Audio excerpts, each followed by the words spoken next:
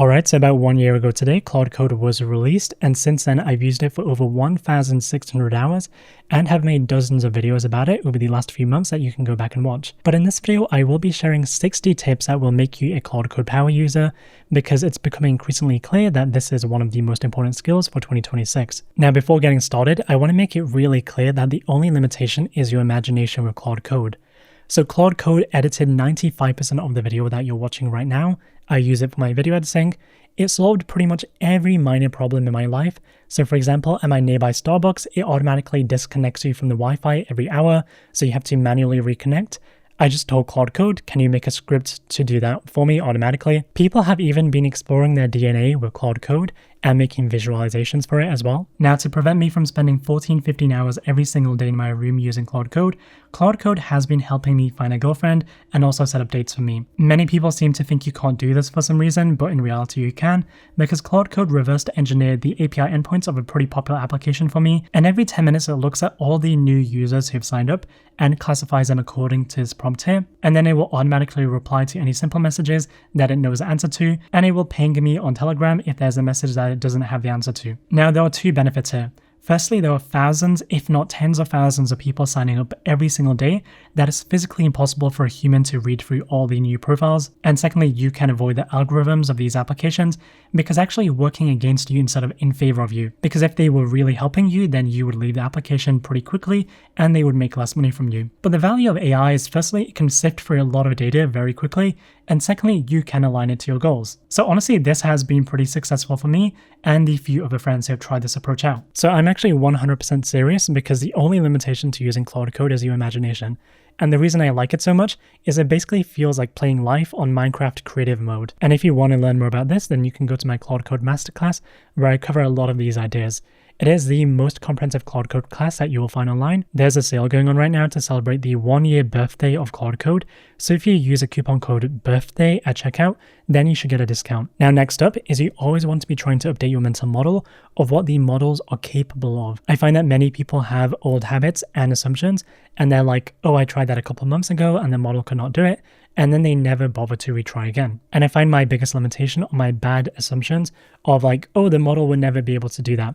But then when I actually give the task to the model, it gets like 80, 90, 95% of the way there. For anything that Claude Code struggles with or is not able to do, I make a note of that in a separate document. And then once there's a new model release, I basically try that prompt again. Another mistake that I see people making is they try to front load the model with a bunch of files that they think may be relevant for the task. But this can fill up the context window way too quickly and degrade the performance of Claude Code. So it's much better that you let the model figure it out and search through the codebase to find any relevant files. And this helps because it means that you don't end up polluting the context window with a bunch of irrelevant files. Another tip is for avoiding code bias in Claude Code.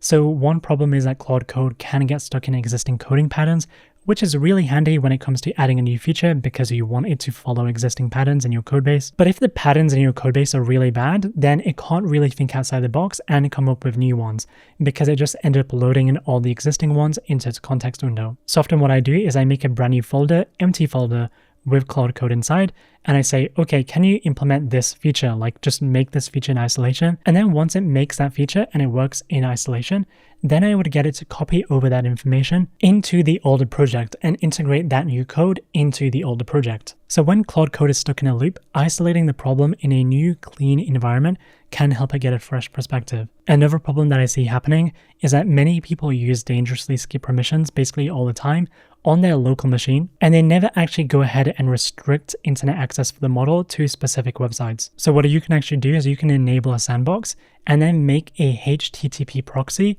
And with a proxy script, you can put in an allowed list of domains that Claude Code will be able to access, which may be relevant for your work, and you can be sure don't contain any prompt injections. So you can either get Claude Code to implement a script like this yourself, or you can go to my Claude Code masterclass and download it from there. But the main benefit here is that you can have a whitelist of company websites or websites that you trust for particular tasks. So this is essentially restricting Claude Code to a fixed number of domains that are relevant for that particular task. Next up is using Ghostty as your terminal and then customizing it to use Claude Code better. So the Claude Code team personally loves using Ghostty, and one of the ways that I have it set up, I can make a brand new tab pretty easily by doing Control-T and then also rename any tab using a keyboard shortcut that I have, which is Control-Shift-R type in a name like the project name. And if I want to have a side-by-side panel, then I can just do Control-D or Control-Shift-D and then split the window pretty easily, kind of like this. If you get Claude Code Search Online and look at the Ghostty docs, then it can do all these adjustments for you, such as setting up the Control-Shift-R to rename a terminal window. And you can combine this with hooks as well.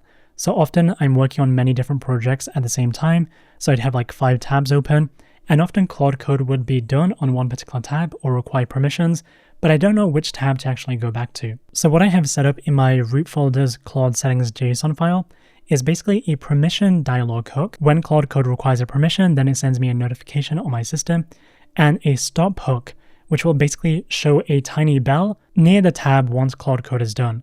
So if I ask it to do something, so let's say I just said hi, switched over to another tab, then you can see right at the top over here, there's a little bell icon to say that Claude Code is done. This helps me make sure that I don't miss anything that is on another tab. Of course, a better option would be to have multiple sessions running side by side, but if you're at a cafe and your monitor is pretty small, there's only so much that you can have running side by side. I do also cover hooks in much more detail as well in my Claude Code class if you're interested. Now, when I have parallel Claude Code sessions running, I basically treat it like the game Factorio. Having one session, one task at a time is pretty slow, so what I usually do is I have 3, 4, or 5 instances per project running in parallel. And the benefit here is that there's pretty much always something for me to do. Like, I'm not sitting down and waiting for the agent to complete a task. There's always one agent that kind of has a question or needs attending to, or like a plan that I could be developing or something like that. So across like 3 or 4 projects, I probably have 10, 12 Claude Code sessions running in parallel, and there's literally always something that I can be doing. And one of the fun parts about this is that you can basically be spotting bottlenecks that Claude Code consistently makes across different projects and sessions, coming up with any slash commands or skills to automate particular workflows. And the bottleneck kind of shifts from how fast can a single session of Claude Code complete a task to how well can I design my pipeline. I can spot mistakes and improvements to Claude Code more often, and then I can improve my pipeline across all my projects. Something I started doing recently is using Obsidian with Claude Code. And the benefit is all your notes are basically just markdown files on your disk that Claude Code knows how to navigate really well. And it can do stuff like make backlinks for you, generate graph reviews, generate HTML files that like explain ideas better. You can link it to skills and MCP servers as well to make like a live operating system in Obsidian. And I basically use Claude Code to edit all my files for me and generate these kind of images as well. And as of yesterday, it's become even easier for Claude Code to do that because they released Obsidian CLI, and agents such as Claude Code are just better at running CLI commands. So you can make Claude Code even more powerful by giving it a skill that helps it use Obsidian CLI effectively. So it basically won't have to read through files as often and can discover backlinks automatically and just save on context. Now, when giving prompts, I basically only ever dictate my prompts now. I very rarely type on my keyboard because I use my own application called HyperWhisper. If you set the accuracy to highest, then you will find that it is the most accurate voice-to-text tool. And many people have been switching over from bigger competitors for exactly that reason. You can try it out for free using the link in the description for macOS and Windows, and a pro license is also included for free for those who join the Claude Code Masterclass. So essentially, I would have all these sessions running in parallel and then dictate prompts to all of them and switch between them really quickly, and I find that to be much more productive than typing out anything. Now, because I am working on many different projects at the same time, I may implement something in one project that I simply want copied over to another project and integrated into there. So essentially, I would get Claude Code to add another directory and then do yes, remember for the session.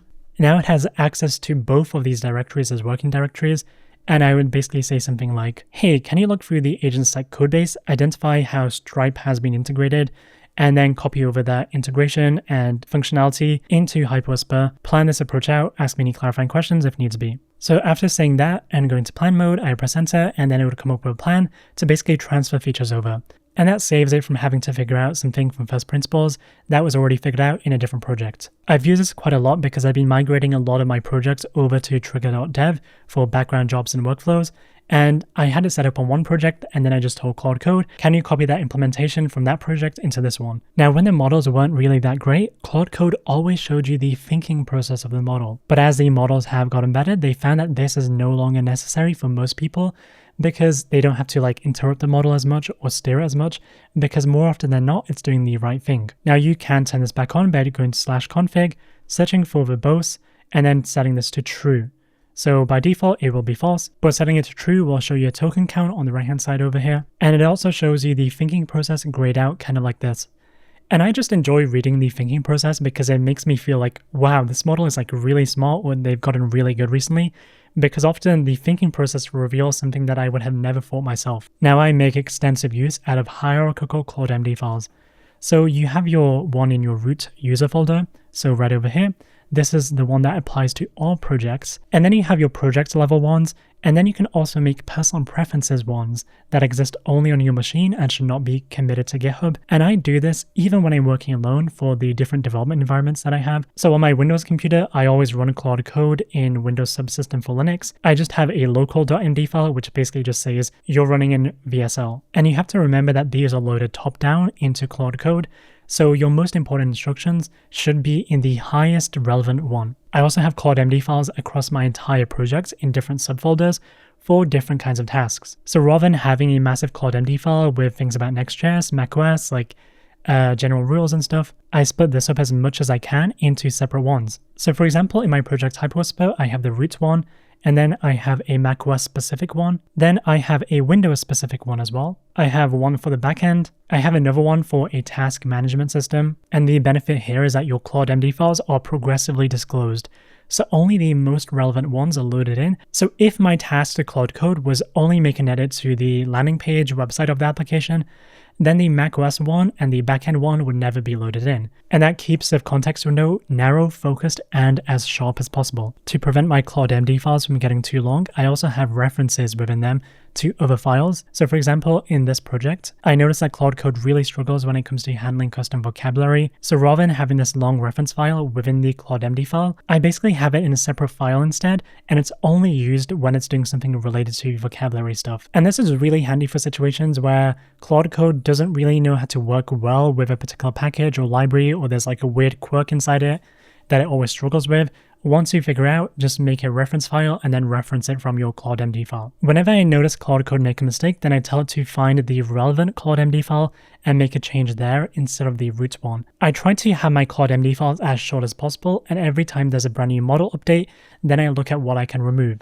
I very rarely follow these like random Twitter hype threads where they just talk about like, oh, you should add all of this to your Claude.MD file. I do share more Claude.MD best practices in a free video in my Master Claude Code class if you're interested. Next up is I noticed that many coding agents basically like to keep adding to the same file instead of making a brand new file and modularizing your codebase. So I regularly modularize my codebase because it just keeps my files shorter. If you don't do this and all your files are like many hundreds or like over 1,000 lines, every time Claude Code or another coding agent has to make an edit to a file, it will always first read the entire file. And this can be problematic if most of your files are really long. So for example, you can see I came up with a plan and I started implementing the plan over here. And then it's like, okay, let me just start reading all the files I need to modify in parallel.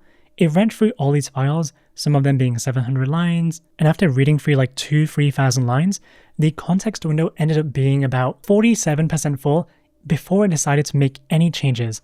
And the main problem here is that all my files are really long. If they were much shorter, then Claude Code would just be reading shorter files instead, and the context window would not fill up as quickly. So I often get times where I tell Claude Code, can you identify all files that are over 500 lines and then make them smaller or modularize it more? And that means anytime I make changes in the future, Claude Code does not like pollute the entire context window immediately before it started making changes because it had to read a bunch of files that were really long. Now I'm also aggressive in deferring any searching related tasks to subagents. Now Claude Code does this automatically in planning mode because it searches for your codebase to establish patterns and finds out which files need changing. But I find that outside of planning mode, if you get it to quickly check some docs or something, or like try to find in the log file the error that just happened, then it will load that into main context window, which will quickly fill it up.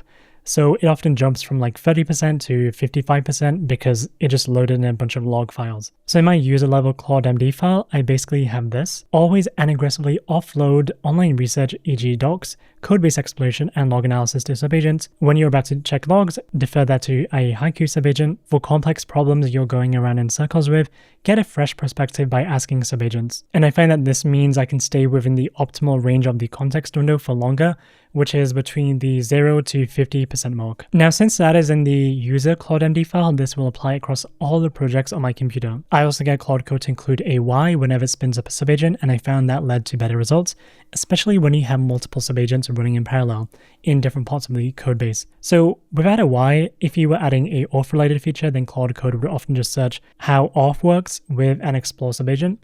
and then you would get pretty generic results. If you have multiple subagents, they may be overlapping. And if your authentication system is really big, then you may end up getting a lot of noise. But by including a why or a specific purpose for each subagent in its system prompt, you now have how auth works for rate limiting because you're improving your rate limiting. And that means that you will have less overlapping summaries if you do have multiple subagents. The right stuff will be filtered and returned back to the main session from the subagent. And overall, you just see better results. By default, Claude Code doesn't really include a why. So you can see this is an explore subagent that is spun up. And there isn't really any why over here except this part where it says to understand what a scraper would see versus a real user. So in my user level Claude.MD file, I have when spawning a subagent, include a why in the subagent system prompt because it will help it filter the signal from the noise. Now, I often try to speak the agent's language as well. So one of the benefits of having verbose output on and seeing the reasoning trace and reading through it is that you get a sense of how Claude Code refers to different things in the codebase, because the way that you refer to something may be different from how Claude Code refers to the thing.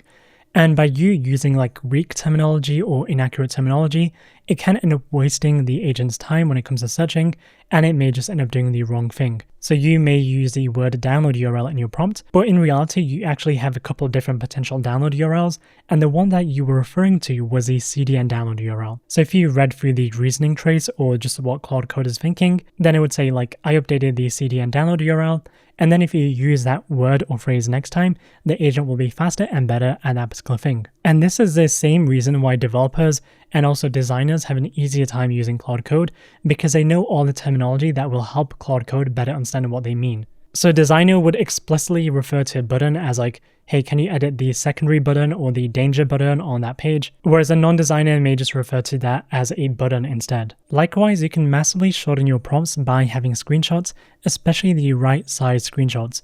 Often some people have a really small screenshot, kind of like this in the top right, and they're like, oh, this is wrong, like you should change this.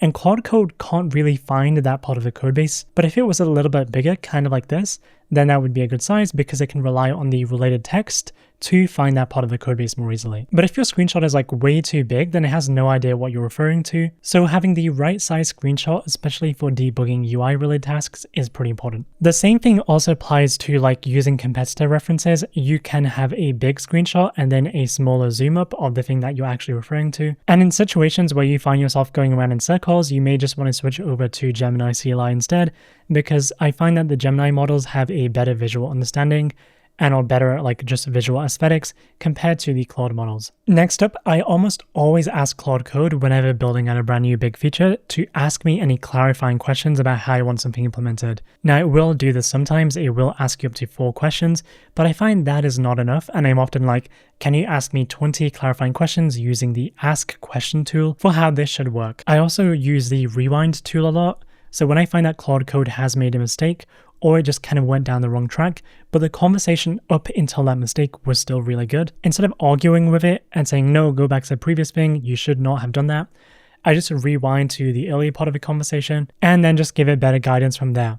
Because otherwise you have the bad decisions lingering in the conversation that have essentially now polluted the conversation. So if you do /rewind, then you can go back to any earlier points in the conversation, and you can do something like restore code and conversation, restore code, restore conversation, and summarize from here. Now my workflow for adding any feature, no matter how small it is to start a brand new conversation, switch to plan mode by doing Shift Tab, and then describe what I want using HyperWhisper, my voice to text tool, and then let Claude Code explore the codebase.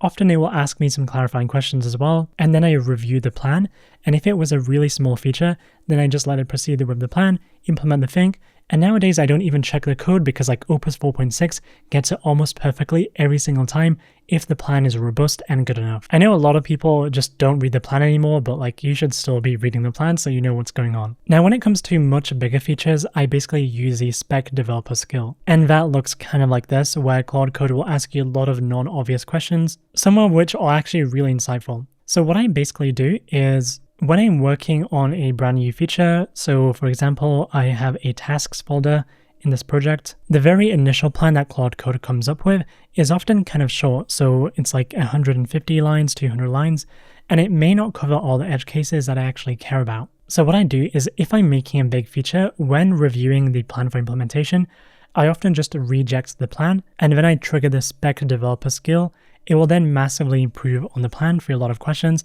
and then my plan will often end up being like 500, 600, 700 lines, but it covers basically every single edge case that I cared about. Now I do go into this into much more detail inside of a free video in my Claude Code Masterclass called Adding New Features, and this is part of my daily workflows class, which I'm updating on a month-to-month basis whenever one of my workflows significantly changes. So if you want to stay up to date with what I'm currently doing, you may find this class useful because it has a bunch of free videos. Now, the biggest benefit of using that skill is you have peace of mind and you have an understanding of how your code base actually works.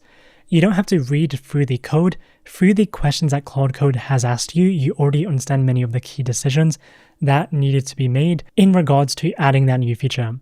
So I can explain how a lot of my codebase works at a pretty deep level, even though I've never read through the codebase, through the questions that Claude Code decided to ask me when it came to developing plans. And this peace of mind is really important because before I started doing this and having those questions asked, with each update, I was always kind of worried like, okay, is this going to suddenly break everything for end users? But now because of the Spec Developer skill, I basically never worry about this anymore. Now, what I also do with the Spec Developer is that if I feel that it needs to understand the codebase a bit better before asking me those questions, I use a different / command, which is Spec Developer Explorer. And because I've saved everything into a tasks folder, often I would get Claude Code to plan out 4 or 5 new features at the same time, save them all as tasks, and then load one of these task files into a brand new chat. And then I trigger my Spec Developer Explorer, which is the exact same as Spec Developer with one difference, being read the plan, use it to spin up 3 to 5 explore subagents in relevant parts of the codebase to understand it, and then interview me in detail.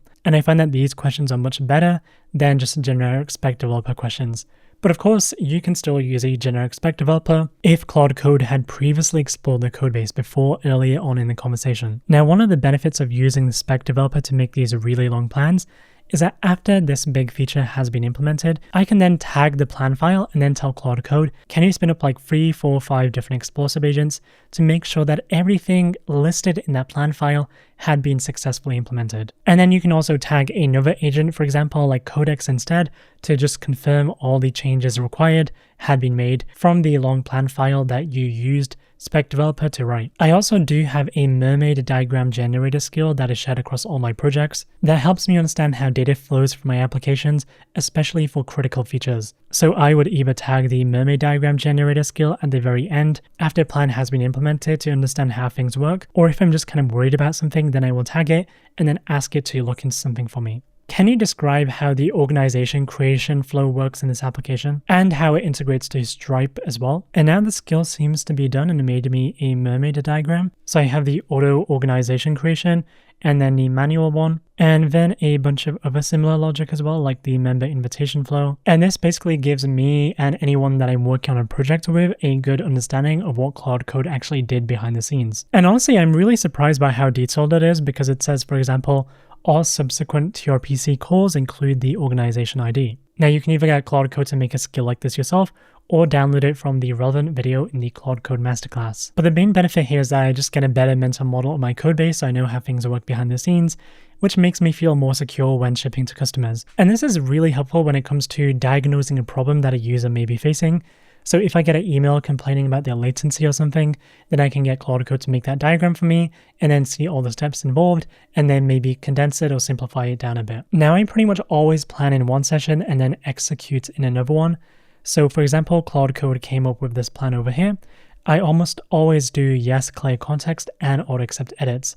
And then it will load that plan into a brand new session, make all the changes that are required, and then that means I still have a good amount of context left to make any minor adjustments after checking out the implementation. Now I save every plan that Claude Code came up with into the projects folder. So in this project, I have basically all the past plans from the last 2 weeks. And the reason that I do this is because nowadays I'm moving much faster with Claude Code, and sometimes I add a feature, add 5 more features after that, and then I decided the first feature I added I no longer want, and I can't just revert the git commit history because otherwise the 5 other features that I did want would be lost. But by having all the plans in a folder, I can tell Claude Code, okay, find the plan where we implemented that particular thing, also use a git commit history as reference, and then undo that particular feature change add. And with that additional context, it just does a better job at removing any feature that I added on a whim. And I like archiving the plans because I can get Claude Code to analyze it in the future and then give me a history of how this project has evolved over time, and then also compare different models in the future to see how the planning process or planning abilities have improved. If you want some better plan management organization for past plans, then there is a pretty good skill that you can download from this project that will be linked down below. And it's this Plan Manager skill. And it has a whole bunch of features that you can pause and read here. Now, when Claude Code has added a feature and then they have a pretty good follow-up feature, I just stay in the main session, switch back to plan mode to make a brand new plan. And this is better because it has a bunch of context earlier on to help him make improvements. And then after it comes up with a brand new plan, I would clear the context and have it be implemented in a brand new context window. So essentially, I just re-enter plan mode whenever I want to make some more changes to what Claude Code has done. Likewise, I'm pretty aggressive in starting a brand new chat when I'm working on something new to avoid context switching the model. So I would get it to do like a profile API fix in a different chat to a landing page redesign and so forth. I know many people do it in the same chat for some reason, and then they just see worse results. I instead batch similar tasks together, and when it seems the next task is going to be a big task, I then re-enter plan mode. And the way I think about this is basically, is the context that we've accumulated so far related to next task? If so, I would re-enter plan mode and do that. If not, then I would just start a brand new chat. Now, previously, when the models were not that good, I basically never compacted the conversation. But nowadays, I've been compacting a little more often because they have gotten better. And my methodology is basically, is a model still doing the same task? Is a model still progressing clearly, as in editing the right files? And have I compacted under free time so far?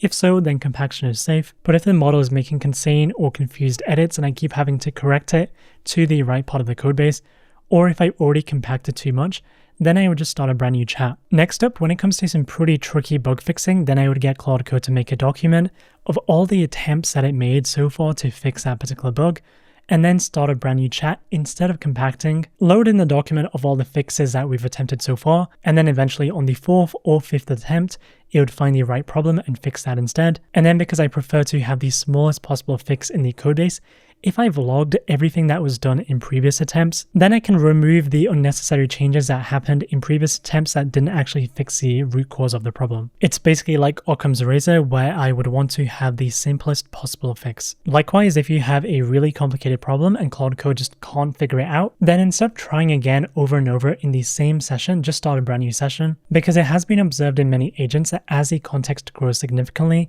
then the agent shows a tendency to favor repeating actions instead of synthesizing novel plans. And that is exactly why starting a new chat may just solve the problem for you. Now, I also do have auto compaction off because I like to manually compact instead. And you can do that by going to /config, searching for auto compact, and turning that to false. And that's basically because I just like having more control over the way that the context window is behaving. Now, the Claude 4.5 models and onwards are aware of their own context window.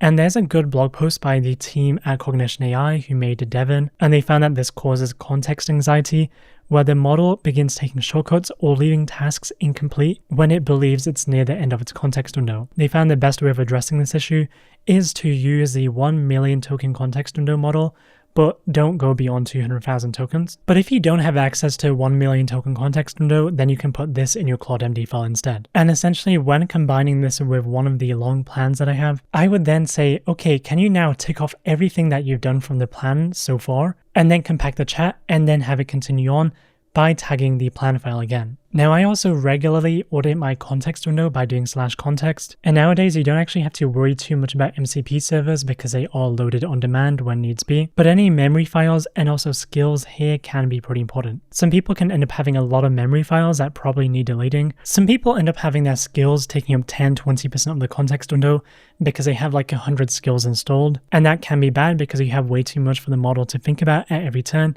about what it should consider using, which is why for any skills that you don't ever need the model to use, you should be adding this to your front matter, which is disable model invocation. So this can prevent Claude Code from ever loading the skill and can be handy for situations where you would only ever trigger that skill manually. So it would look something kind of like this, where I have the skill front matter, added this new line and set that to true. And that means that if I do /context, then I won't see the Windows release skill here, but I can still tag the Windows release skill by doing /Windows release. So this kind of draws this distinction between the skills that you would ever invoke or the skills you want the model to invoke as well, and also reducing the amount of skill description that you have loaded in at all times in your context window. Likewise, I also like to define a model for a skill by doing model and then like haiku, for example, because some of the skills that I have don't really require like much reasoning or thinking. It's just a set of steps that the model should be following instead. If you don't set this, then this by default will be your main session's model. But since my main session is always an Opus model, I prefer to have this set for all my skills, so they're like Sonnet models or haiku models. I also like to have this status line at the very bottom that you can make by doing /statusline and then saying show the model name, a battery showing how much of the context window has been filled up so far, the branch that we're currently on, and whether we have any unstaged changes. So this asterisk is for unstaged changes. If you do have Verbose Mode on, then you can see the number of tokens here as well. But the model here can be pretty handy, especially if you switch models quite a lot. I also do /rename and /resume quite a lot in my Ray OS folder in particular, because I want to come back to certain sessions where Claude Code was doing online research for me or drafting emails or something like that. But I very rarely use these commands outside of my Ray OS Life OS folder. And you can just do /rename and then pressing enter, Claude Code will think of a default name based on what the conversation was about so far. But if you want to specify another name, then you can do /rename and then like MCP workers or something. The handy thing here is it also renames a tab if you're using a different terminal like Warp, and it also renames the input bar here, which can be handy if you have many sessions side by side. When I'm torn between a few different ideas for how something should be implemented, then I get Claude Code to spin up a set of subagents to then explore that possibility in more detail by exploring the codebase or doing research online, for example. Have all the information then passed back into main session, and then I let the main session decide what should be implemented and present a plan to me, rather than trying to have all the approaches happening within the same context window. And if I'm curious about the details of one particular approach, then I would tell Claude Code to resume that subagent, have it do a bit more searching online, and then present me an updated version, because Claude Code supports resumable subagents. So you can just tell it to resume a subagent, do a bit more, and then give the result back to you. Now I also do use custom / commands and skills for any repeated prompts pretty heavily in Claude Code.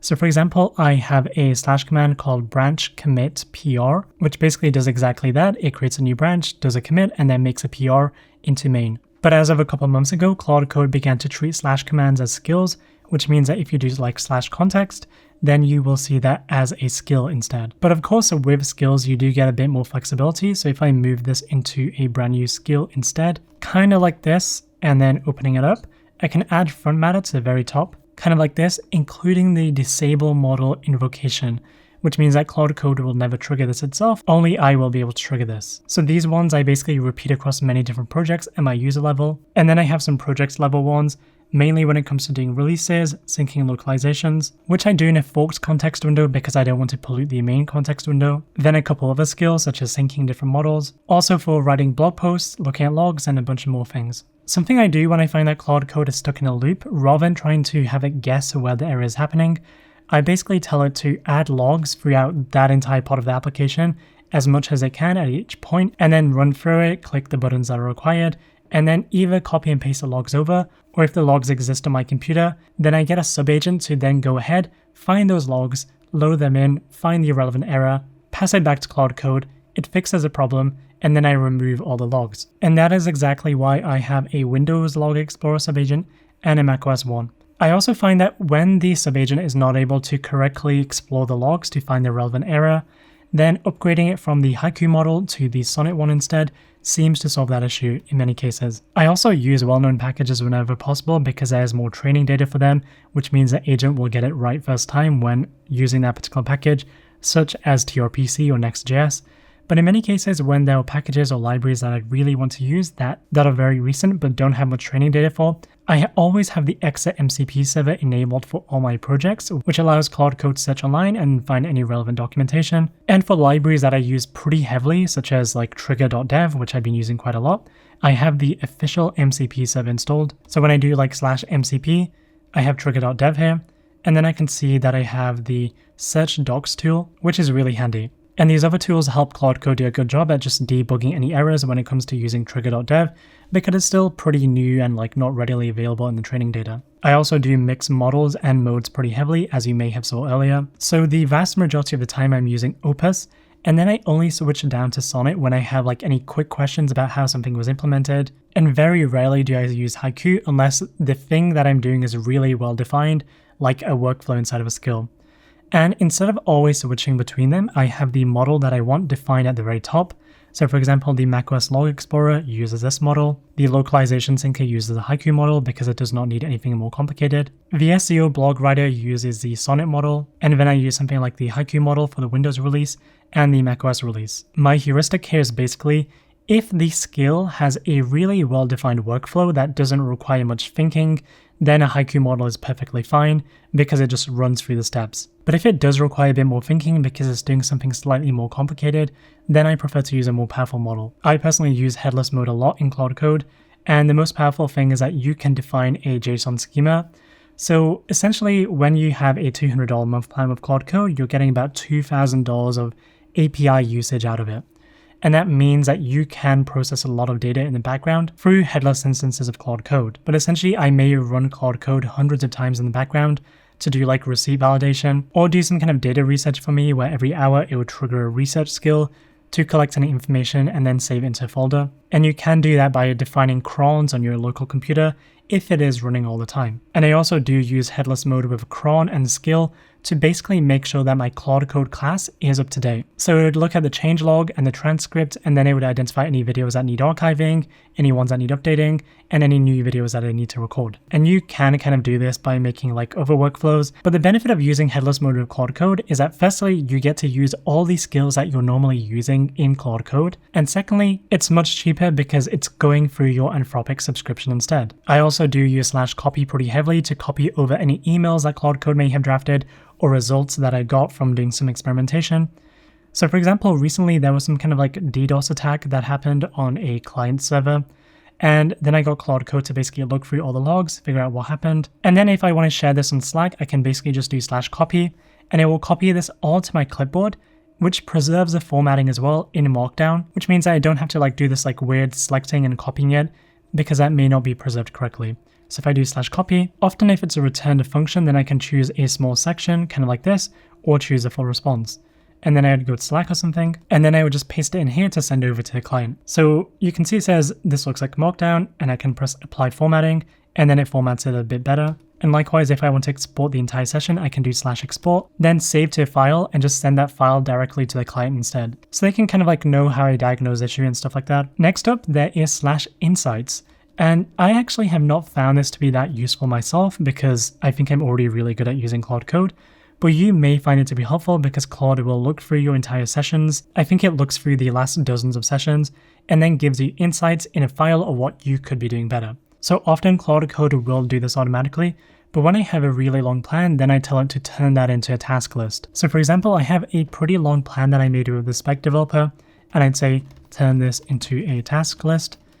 And after doing that, I would either say complete each task itself inside of a subagent, or if the task list is like pretty long and big, then I would say spawn up an agent team to complete that task. So yeah, you can see it's now made the task list and it's waiting for me to tell it what to do next. Okay, now when it comes to using Worktrees, I use the built-in Worktrees inside of Claude Code, and I would do Claude-W feature 1, and then Claude-W feature 2. Now I only use Git Worktrees when I'm having two features being built in parallel that kind of overlap in some way in the code base. Because the main benefit here is that when Claude Code comes up with a plan, so let's say I made a plan on the left-hand side and on the right-hand side, for implementing each feature, it knows exactly what files to change. But if you were not using Git Worktrees, if the code base suddenly changed as it was implementing something, because it expected a file to be in one location, but it actually got moved to a different location, or one session of Claude Code refactored a file, but the other session was expecting it to be in a specific format. The way that I think about it is that having Worktrees when two features are being implemented holds the codebase static for each feature. And then once implementation has happened, I would do branch commit PR, and then it would open up a new PR. But I don't always use Worktrees. So for example, if I was making changes to backend API, and I was doing some small changes to the homepage, then I know that these changes will not be overlapping with each other in any way, because I know those two parts of the codebase are distinct from one another. So if I'm just changing some copy on the homepage in one session and making backend changes in another session, I don't mind if they happen on the main branch, without Worktrees. And finally, I use the Claude and Chrome MCP extension quite a lot. Now this is mostly for pretty simple background repetitive tasks, but also when it comes to debugging any network errors, for example. A pretty simple example is that in my RayOS folder, I have my own to-do list that exists on Todoist, and then I have a to-do list for Claude Code. So I told Claude Code which to-dos it should assign to me and which ones it should do itself. And when I upload a video or make a post online or something, I then tell Claude Code, okay, add to your to-do list. 3 days later, check how that posted in terms of views and likes and so forth, and any learnings that you have from the comments. Then it would automatically open up Chrome, go to that relevant post or video, and then read through everything. It's also pretty handy for scraping data from websites that are pretty anti-scraping data, and also just filling in forms online, especially really long ones. So what I would do is I would see a pretty long form that I got to fill in, I would then just dictate everything to Claude Code and then get it to fill in the form for me. And I've actually been using it to do my taxes as well, so it just fills out all the forms for me. I then give it any materials that it needs, it does the calculations for me, and then fills them out. So anyways, this is a small fraction of all the ways in which I use Claude Code, and if you want to learn more, then I cover many of these topics in more detail in my Claude Code Masterclass, and a lot more things that have not been covered in this video as well. I do update it regularly with all the Claude Code updates, and anytime I have a new workflow or technique, then I also share that in the class in the relevant My Daily Workflows class. There's also a lot more things that I haven't covered before on the channel, like advanced context engineering. If you are also interested in my Claude Code newsletter, which is completely free and gives you access to a bunch of free videos from the class, there will also be a link for that down below. And I do send it kind of regularly whenever I discover something new or have a new tip to share or something. And many people do reply to a newsletter sharing their thoughts, which in turn informs my thoughts going forwards. So links to that and many other things that I mentioned will be down below if you're interested. And if you have enjoyed this video, then do subscribe to the channel because it lets the algorithm know that this is a good one and it pushes it to more people.